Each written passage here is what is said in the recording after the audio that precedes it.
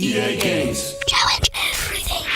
Classic. Electronic Arts is a name that probably elicits a bunch of reactions, likely more negative considering the sheer amount of, well, everything. Tons of studio acquisitions over the decades with nearly as many closures, game franchises getting run into the ground, including legendary series like Ultima. Heck, they've even got accolades and awards like Consumerist's Worst Company in America in both 2012 and 13. At the same time, Electronic Arts is also known as the publisher behind some of the most famous and beloved video games of all time. The Medal of Honor series, Mass Effect starting with 2, Burnout starting with 3 Takedown, Battlefield, Rock Band, SSX, It Takes Two, and countless others. EA has been around since 1983, developed and published several hundreds of video games, which means there's obviously gonna be titles that are becoming lost to time. Like, I don't think Dead Space is gonna fall into obscurity, but I always forget that EA was responsible for Michael Jordan Chaos in the Windy City.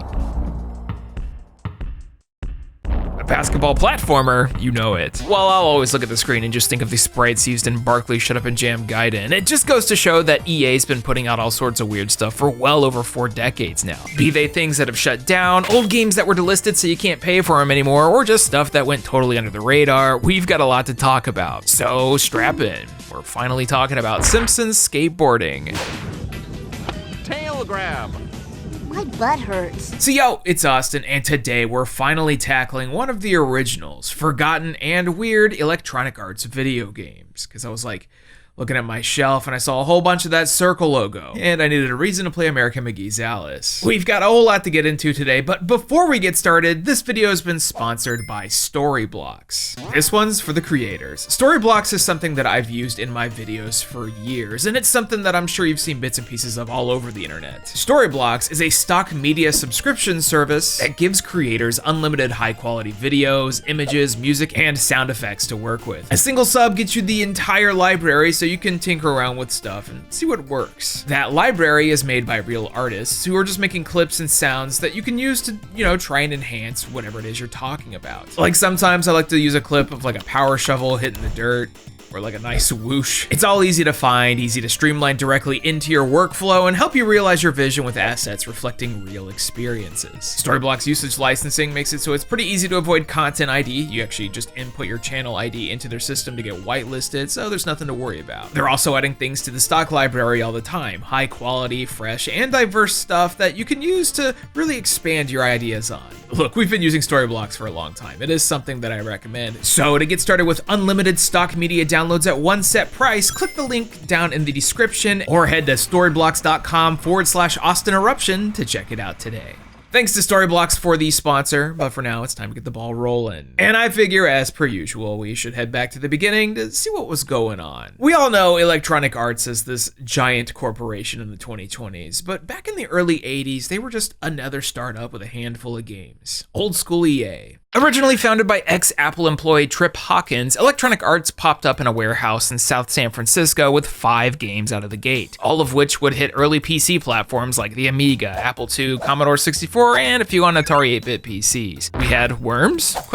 A puzzle oddity where you're attempting to program your worm to create triangles for points, I think. It's kind of abstract. The Commodore 64 version has an interesting soundscape. The Atari 800, not so much.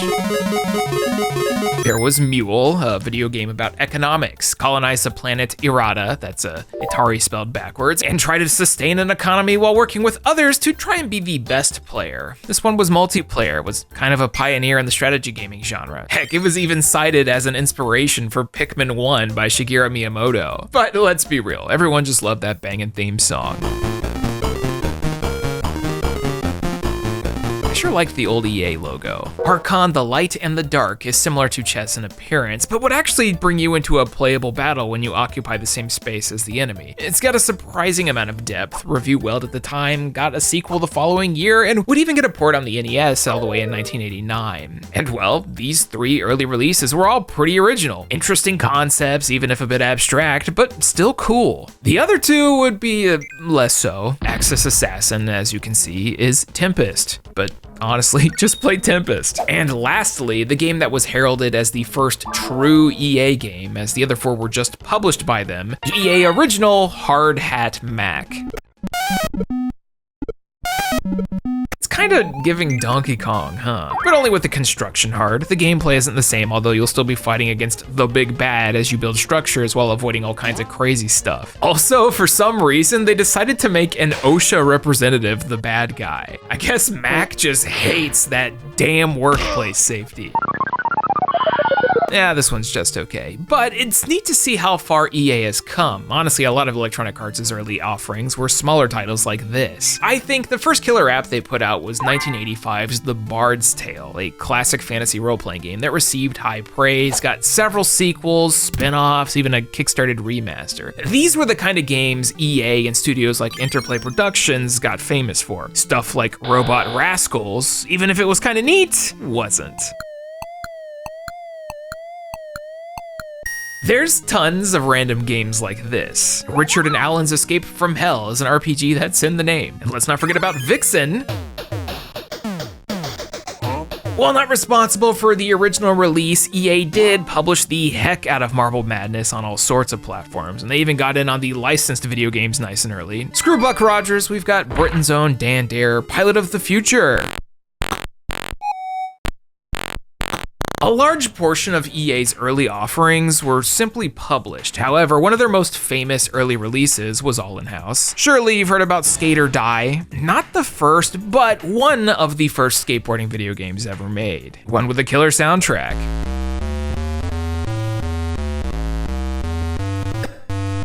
Then there's the sequel, Skate or Die 2, most famous for its theme song. The gameplay? Not so much.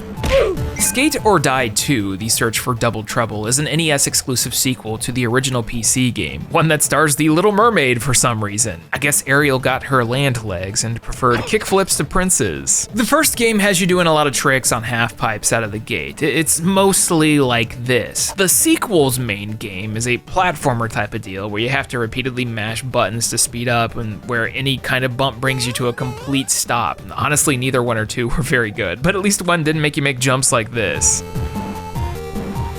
Nah, Budokan the Martial Spirit was a fighting game that was way ahead of its time. This one had you training a martial artist to enter a tournament at the Budokan. It's kind of like a run-based game where you'll train between 4 dojos, improving stats with exercises, sparring with computer players or friends crowding the keyboard next to you, and then tackling the world's best. It's kind of shallow, and I'd say it hardly counts as a fighting game, but still it's an interesting release. It even got ported to the Sega Genesis in 1990, which brings me to my next bit, the Sega Genesis. If you've ever picked up a Genesis or Mega Drive game made by Electronic Arts, it became painfully obvious that it was different. All EA games were produced in different, bigger carts because of a bit of trickery. A team of EA developers reverse engineered the Genesis dev kit and went, hey, we're gonna make our own games and we aren't paying for the licensing fee because we can do it on our own. Sonic went, okay. And boom, EA became the company putting out the highest quality physical copies back then. Like, actually, the taller cartridges stood out amongst others on the shelves. Some of these games have really thick manuals too. But also notice how I said physical copies because some of the games they released were not high quality. This here's Sword of Sodan. This might be one of the worst things I've ever played in my life. Not originally on the Genesis or published by EA, Sodan hit the Amiga to good reviews and praise in 1990. EA worked with Enterprise Software to bring this over to the Genesis, and what we got was, no joke, an unplayable mess.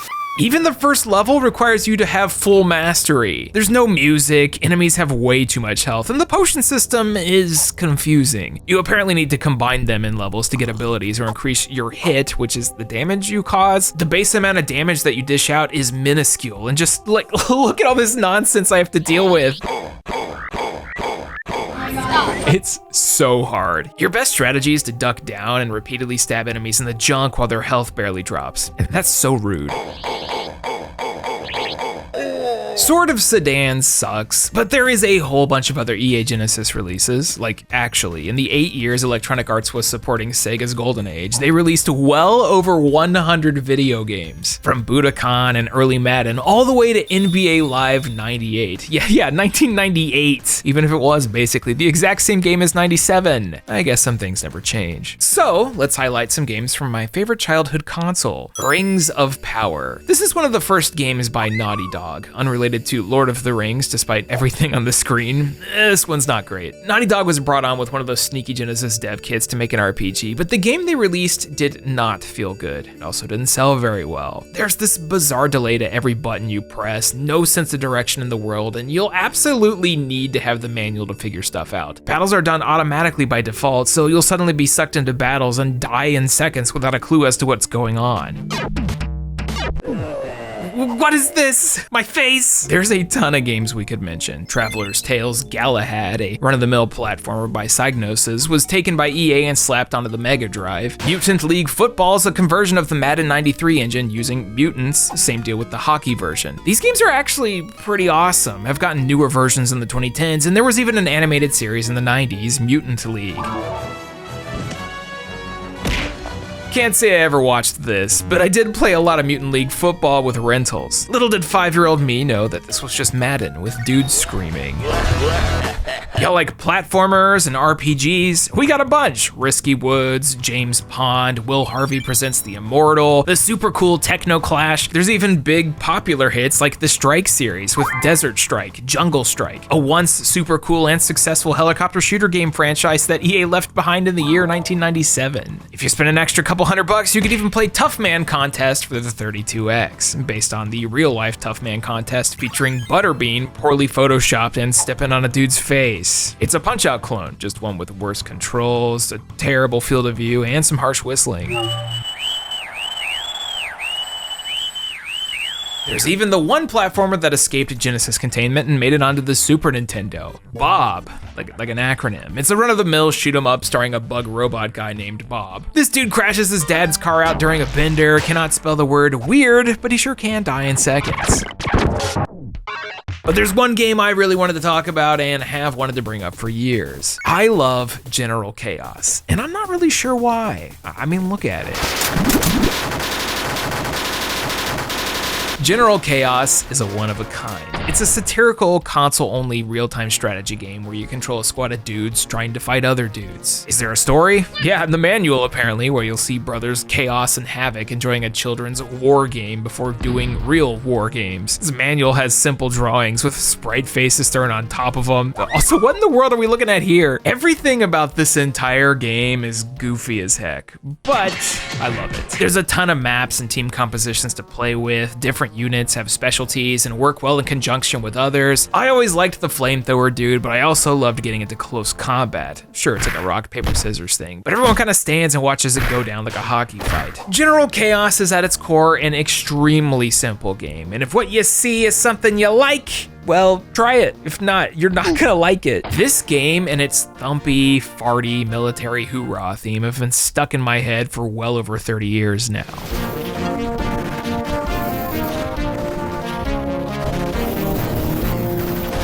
Anyways, let's move on from the Genesis, because really, I don't think I have much of anything to say about Crew Ball, the official Motley Crue pinball game.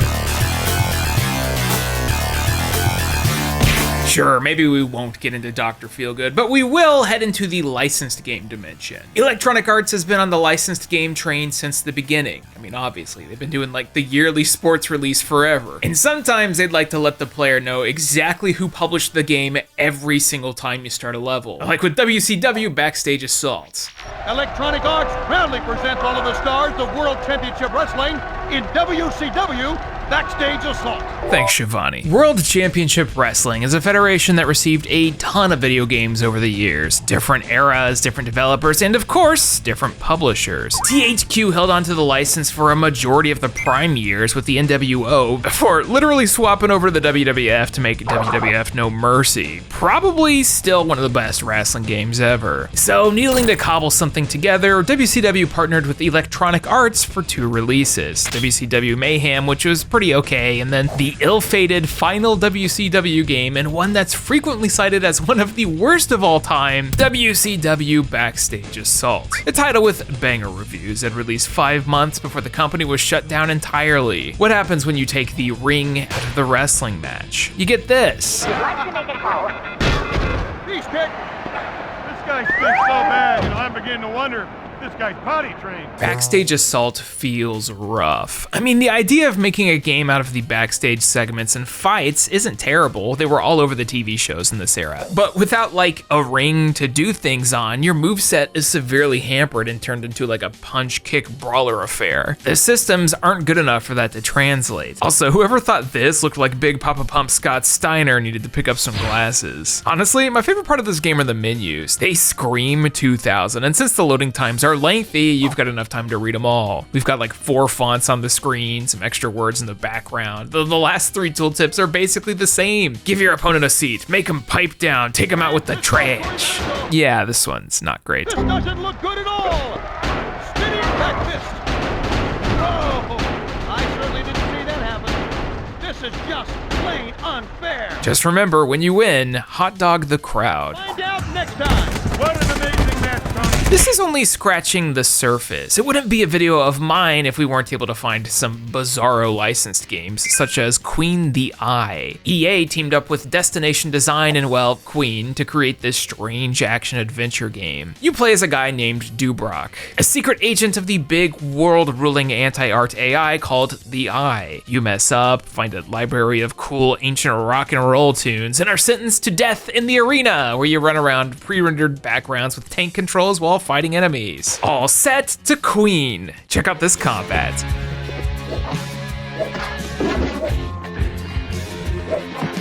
Yeah, I don't know about this one. The reviews at the time were super lackluster, although the soundtrack's pretty awesome. I mean, it's mostly instrumental versions of Queen tracks, so there's not a whole lot of Freddie belting out "I Want It All," but you do get to fight a bodybuilder to "The Show Must Go On."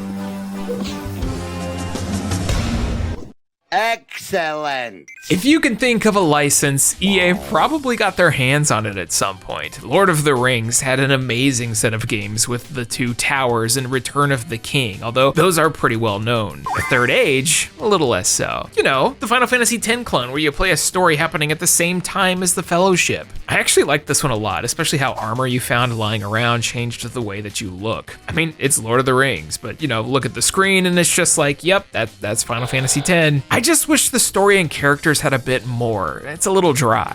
Much will be risked in the war that is to come, but you will justify my trust. Want some DC universe? No, not the MMO, just like the overall world. Well, EA published a handful of licensed movie video games, Catwoman, Batman Begins, and Superman Returns, most of which had mid to poor reviews. One of which would be the final video game of Argonaut Software, the people who created Star Fox, that'd be Catwoman, who also made a Bionicles video game with EA. I unfortunately am not a Bionicles guy, but it seems like it could have used a bit more time in the oven. I did, however, play a lot of Hot Wheels Turbo Racing on the Nintendo 64, and this game is super underrated. Developed by Stormfront Studios, the folks who brought us The Two Towers, this game is a straightforward racer sporting a bunch of good music. We got Primus, Reverend Horton Heat, somehow Metallica's Fuel made it in here, or a far cry from the 2025 Hot Wheels game, huh? There's not a whole lot to Hot Wheels Turbo Racing. It was one of those games that was probably a hot rental. You drive cool toy cars on a bright, colorful track that can go in loops. You do flips in the air to generate boosts and zoom through levels to take first place. There's several levels to unlock, 40 vehicles to drive, and sure, there's probably better racers on the N64 even, like say Electronic Arts Beetle Adventure Racing, but Hot Wheels Turbo Racing is a great time as well. I'm always surprised at how many solid racers the Nintendo 64 was sporting. Shallow by modern standards, but perfect for like a rainy afternoon or two. Also, it's hard to beat coming around the corner and watching cars randomly explode. Most EA licensed games don't have a whole lot to talk about. For instance, Small Soldiers, based on the film of the same name that horrified me as a kid. This game is actually a companion piece. You see, the movie is basically What If Toy Stories plus Gremlins, which makes sense as it was directed by Joe Dante, who created Gremlins, and it features two factions doing a bunch of crazy warfare while putting real people in danger. These toys were installed with some military chip by a company called Globotech. Look, I'm just saying, you shouldn't trust any corporation corporation that starts with the word Globo, and that includes dodgeball. Here at Globo Gym, we understand that ugliness and fatness are genetic disorders, much like baldness or necrophilia. The game is actually based on the lore of the toys. You play as Archer, the leader of the Gorgons, who's just trying to vibe when the commandos come to invade. But each level's kind of the same. You run around in these zones with very little draw distance, looking for keys to find portals to the next level. There's a few different weapons to use, and wouldn't you know, stiff tank controls, which means there's a whole lot of platforming segments and a whole lot of strafing while firing your guns. That is, if the game allows your shots to connect. Sometimes it won't, even if you zoom in. Okay, finally. Unfortunately, every level is practically identical. It's a mess of grays and browns the entire time, which is a shame considering the source material depicts Gorgon as a world with like grass and stuff. Either way, you blast through a bunch of levels of increasing difficulty, tackle the final boss who you just shoot with a turret that you can barely see anything with, and then you're met with a 2-frame animation into a static image before the credits. Sick, it just ends. You don't really gotta play Small Soldiers, and you definitely shouldn't play The Simpsons Skateboarding. I repeat, ow! I'm a shredophile. No. Electronic Arts is one of several video game publishers that held the rights to the Simpsons video games. It started with Acclaim, there was Ocean, Konami. Activision's single attempt resulted in The Simpsons Wrestling, which, you know? Heidi ho! Heidi ho! Oh no! But wow, I'd much rather play that than be anywhere near The Simpsons Skateboarding. Great, I just had another heart attack. Bring in the copter. Tony Hawk's Pro Skater Mania was huge in the early 2000s. Everyone wanted to make a Tony Hawk clone. Disney, the Backyard Games, Go-Go Hypergrind, heck, even Konami tossed Simon Belmont and Solid Snake onto the board. With Simpsons and Extreme Sports at their near peaks, combining them was a 10 out of 10 idea, right? I guess you just might need to make a good game first. Simply put, the controls are awful. You can't speed up anymore when preparing for a jump, and you'll come slamming down just as fast. There's barely any air time. Landing a trick is something that should come without an issue, but the pace of Simpsons skateboarding is so wrong that even that's a challenge. Ow, quit it. Like 360 flip. No way. And if you do manage to pull off a combo, get ready to hear that level's narrator saying the name of the trick over and over and over. Nice 50-50 grind. 50-50 grind. Nice 50-50 grind. 50-50 grind. I can't fully describe how poor this feels. You know what? I changed my mind. Like, I actually encourage you to go and try this one out. The people need to remember what bad video games are. I'd love for a crappy Simpsons game to like veer into Kisuge territory, but this is just unplayable. I've played a lot of skateboarding games, a lot of Simpsons video games, and very rarely do I see things get like the Game Informer 1 out of 10, the Game Spy 0.5 out of 5. Everyone and no one should play this, but at least XPlay liked it. One more licensed game, and I think it's time we talk a little bit about the classic British spy who loved me, Bond. James Bond. Electronic Arts snagged the James Bond license shortly after GoldenEye 007 popped off. There were several Bond adventures prior to this, but I guess MGM Interactive decided to hand the full reins over to EA at the turn of the century, which led to an onslaught of video games coming out yearly. We got The World Is Not Enough, multiple versions, 007 Racing, the video game exclusive story Everything or Nothing, and even a video game adaptation of From Russia with Love, which is my personal favorite Bond film. However, of all of the EA Bond games, I feel like the one that gets lost in the sauce the most was their original effort with MGM by a developer we've covered before, Black Ops Entertainment, the official movie game for Tomorrow Never Dies. It just so happens to have one of the coolest intros of all time.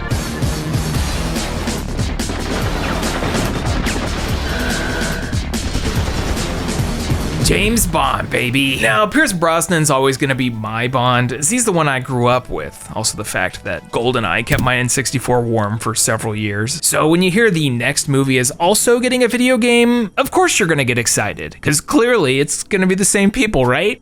Right? That was not the case. Tomorrow Never Dies is a single-player only third-person shooter, a janky one at that. It follows the movie pretty closely, but that was a pivot as Black Ops had intended for it to be a continuation of the film, meaning what ended up happening was Tomorrow Never Dies being delayed several times until its release nearly 2 years after the film. Unfortunately, I can't misinterpret Brosnan's face on the cover. Out of the gate, I love that it has variety. You have action sequences, stealth missions, segments where you're driving a car, others where you're on skis. It has all of the pieces of being a fun stealth action movie tie-in video game, but the actual moment-to-moment gameplay is really bland. GoldenEye has a lot of interactivity with its multiple missions per level based on the difficulty, fun-feeling guns, and bob-and-weave gameplay. Tomorrow Never Dies uses an auto-aim system with an actual snap zoom. Like, you tap circle and Bond 1 frames onto a guy. James is straight up wall hacking, which I guess makes sense with all of his fancy gadgets, but still. Despite having this ridiculous aim, TND is still really tough. Enemies will tear you down in seconds, will spawn out of nowhere, and you're stuck trying to figure out vague objectives rather than feeling like you're in a cool spy action game. However, Tomorrow Never Dies does have a lot going for it. I do like the level design, like visually. Being able to play as Wylin, Michelle Yeoh's character, is a nice change. And because this is on a CD-ROM, we get actual movie FMVs that take place between levels, which is a good change, and being able to listen to the main theme sung by Sheryl Crow, which is probably my favorite of all of them, is a treat. In 2026, I think Tomorrow Never Dies is worth a play. It's not great, but not terrible either. It's got a lot more in common with Siphon Filter than it does GoldenEye 007, and as a kid, all I could think about was how much of a letdown it was compared to the game that came out 2 years prior. It's got jank, the collision detection is terrible, the draw distance that of Superman 64, and I don't think you'll leave the experience feeling happy, but it sure beats the heck out of 007 Legends. This era of tie-in licensed video games may suck, but it is nostalgic. At least it's good to know, no matter the generation, James Bond video games will turn him into a psycho killer.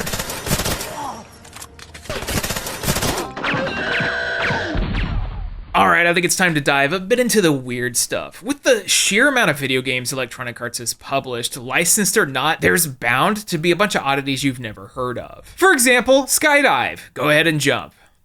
I'm not telling you that's just the name of the game.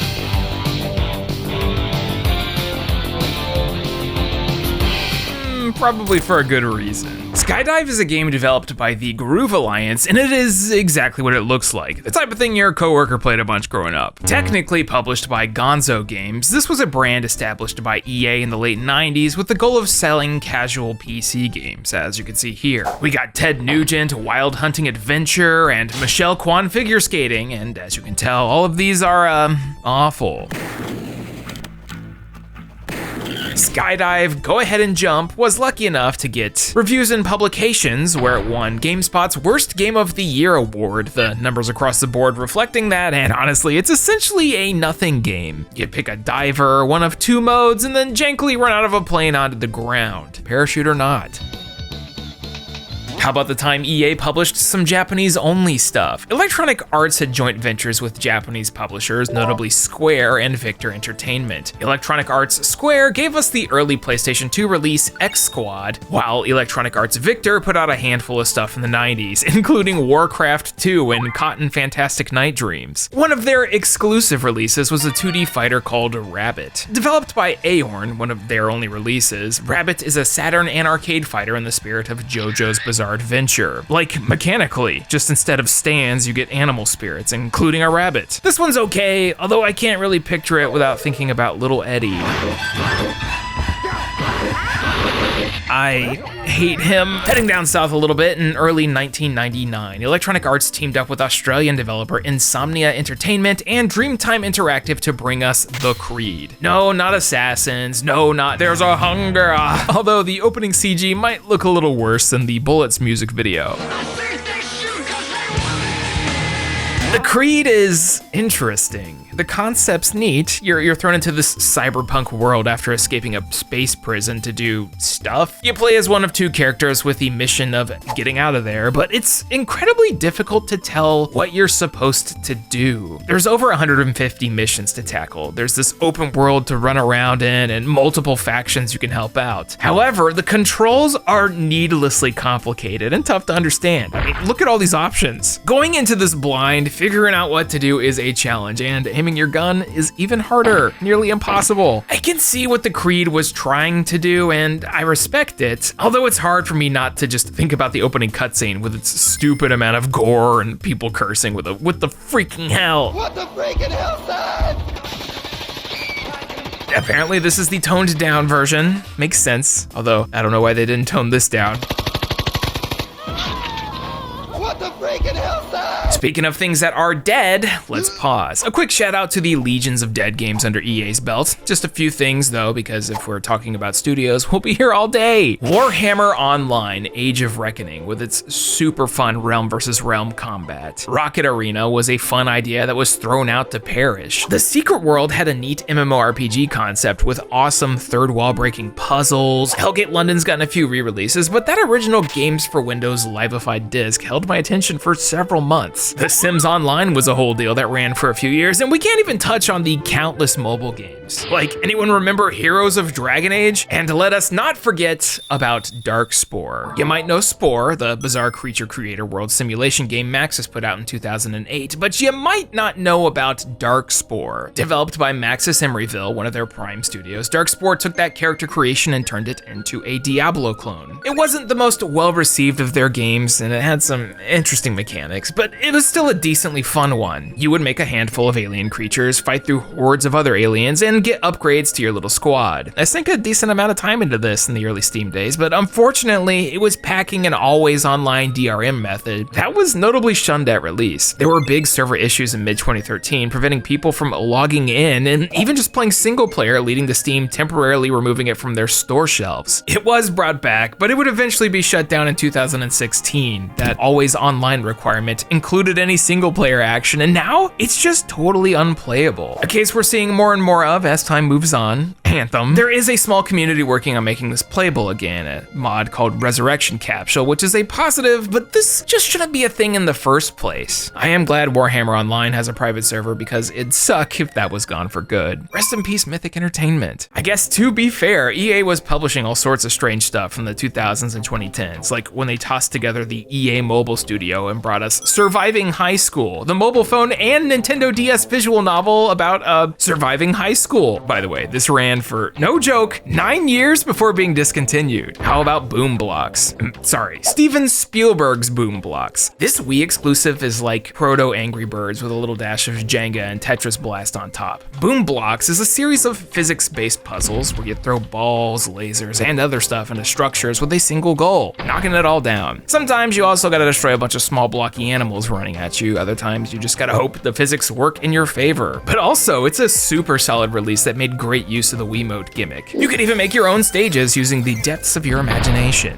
I think Blox is an underrated puzzle game on a console that had a lot of those, and the sequel, Blox Bash Party, is pretty good as well. I just think it's funny looking at the games that Steven Spielberg's been involved with. You got Blox, Medal of Honor, and Steven Spielberg's director chair. What would you do if Steven Spielberg walked up to you and said, Konnichiwa, Steven Spielberg des. Let us not forget the time EA wanted Sims to ditch the idea of owning property and move into the city. The Urbz Sims in the City was only released on consoles, with the PC port being canceled. It's very similar to The Sims busting out. You'd basically run around the city trying to increase your rep so you could get into the coolest clubs and VIP spots. It's very 2004 pop celebrity culture, with a bunch of music all sung in Simlish, including the Black Eyed Peas.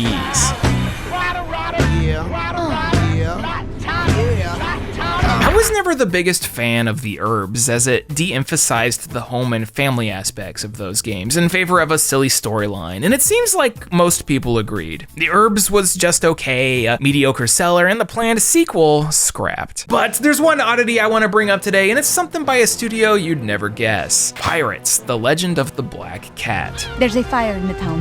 My father's life may be in danger.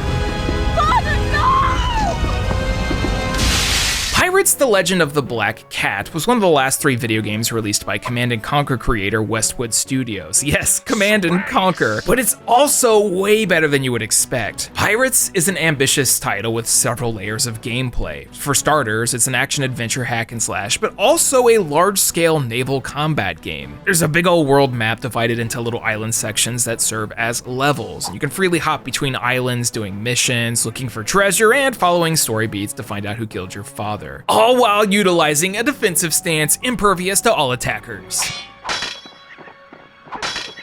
Thou cannot break my guard. You play as the pirate captain, Caterina de Leon, the titular Black Cat, as you explore, fight, sail, and breeze through 8 to 10 hours of content, and I gotta say, this one's pretty good. Westwood Studios is one of the original big studio shutters from Electronic Arts, and their last year as a developer was filled with interesting projects deviating from the norm. Command & Conquer Renegade took the real-time strategy to the first-person shooter perspective to mixed results. Earth and Beyond was a sci-fi MMORPG with a great hardcore premise and good reviews that failed to find an audience, and Pirates: Legend of the Black Cat saw them trying something totally new, but familiar enough for the early PS2 days. I think this one was totally overlooked, which is a shame. The characters are memorable, some of the side quests are goofy, there's a mermaid doing mermaid stuff. There. Aren't you the pretty one? Thank you. Not as pretty as I am, of course.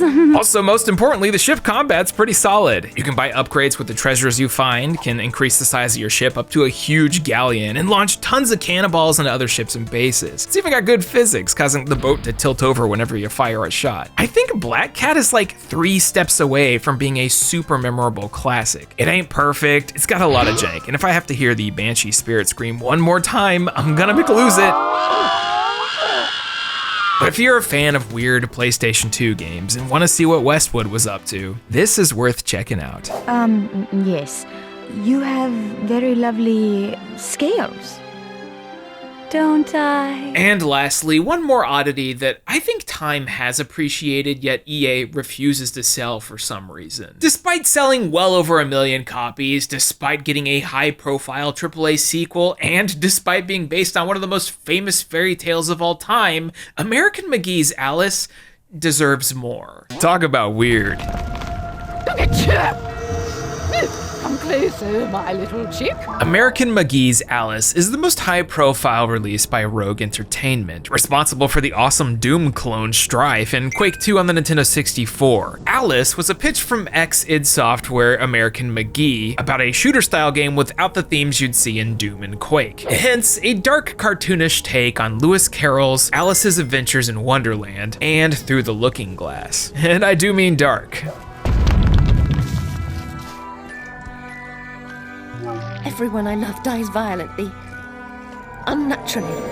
I'm cursed. The idea of this gloomy, violent Alice in Wonderland story was more unique for the time, even if the game they created fits neatly alongside the Quakes and Dooms of the era. The story is, as you can imagine, Alice's imagination running haywire. She survives her family in a horrible fire accident and falls into a wonderland based on her survivor's guilt. The health bar isn't HP, but instead your sanity. You have a big selection of weapons, like magic croquet mallets, dice that summon demons, big old boomsticks, 52 pickup with cards except it kills you, and of course, a knife. One that'll cut the Queen of Hearts soldiers in half.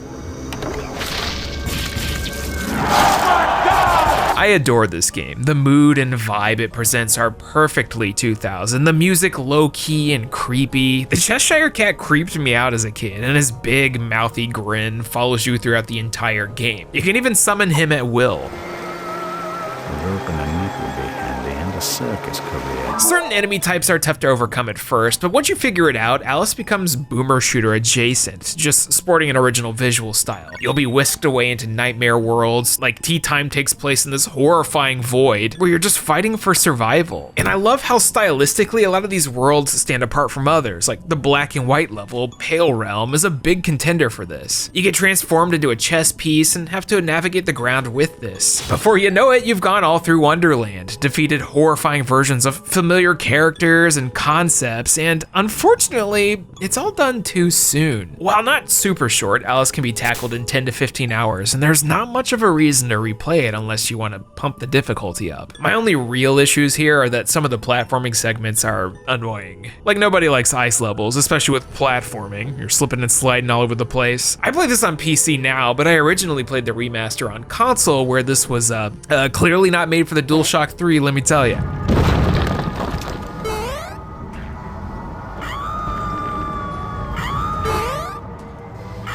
Regardless, Alice is a fantastic game that EA seems hell-bent on not letting you buy anymore. While you can pick up the sequel, Madness Returns, on the Xbox One store, the remaster of the original was removed and is considered abandonware these days. American McGee was trying to get a sequel off the ground for a while, specifically Alice Asylum, that would be declined by EA, leading to the entire brand being dead in the water and American retiring from the industry. A shame, because honestly, I think this franchise has a ton of potential. Alice Madness Returns is an underrated gem, and the original is a classic that I think more people need to try. It'd help if you could buy it somewhere, but yeah, that's EA for you. Wake up, Dormy. It's time for the tea party. Anyways, go play Alice. Grab some patches to fix bugs and the resolution, and then enjoy this early 2000s third-person shooter with a cover that terrified me as a child. There's blood on her dress. And so there you have it. A bunch of forgotten and weird Electronic Arts video games, and sad to say, this is just scratching the surface. I literally had to cut my list in half. I had so many more games I wanted to talk about, but then I just kept talking about Tomorrow Never Dies for some reason, so you know, maybe we'll come back to this in the future. If there's an EA game that you'd like to see me talk about, let me know down in the comments. Heck, you could probably make an entire video filled with video games from studios that EA's killed. That's upsetting. If you liked today's video, check out the sponsor Storyblocks, or if you want to support the channel directly, head on over to the Patreon, buy a t-shirt over at the Pixel Empire, or just give us a like or a subscription on YouTube. It all goes back into the channel to help make videos like this. Anyways, I'm gonna head out for now. I've been Austin, and I'll catch you guys next time when, I haven't decided yet. I don't know. Thank you all so much for watching. Special Patreon shout out to Blackfoot Ferret, Blake Thomas, Cheeks, Clark Fox, Chris Shelton, DX Buster, Dylan Snyder, Fragile Traveler, Hey Quiggles, J Roos, Jacoby Fitzpatrick, Nocturnal Nix, Platinum Rose, Pacha Bear, Rare Find It, Space Ghost 2009, and Vox. Thank you all so much for your generous support. Quick little video to follow up Anthem here. Honestly, I just wanted to talk about General Chaos for a little bit because that game's awesome. But yeah, I hope y'all enjoyed. We've got a lot of things I want to talk about this year. February might be a little light. I got one video I'm going to be working on, but there will be more. Also, if you haven't played Lort yet, give Lort a shot. It's like Risk of Rain, but dumber. I love it. Anyway, I'm going to head out for now. Bye-bye.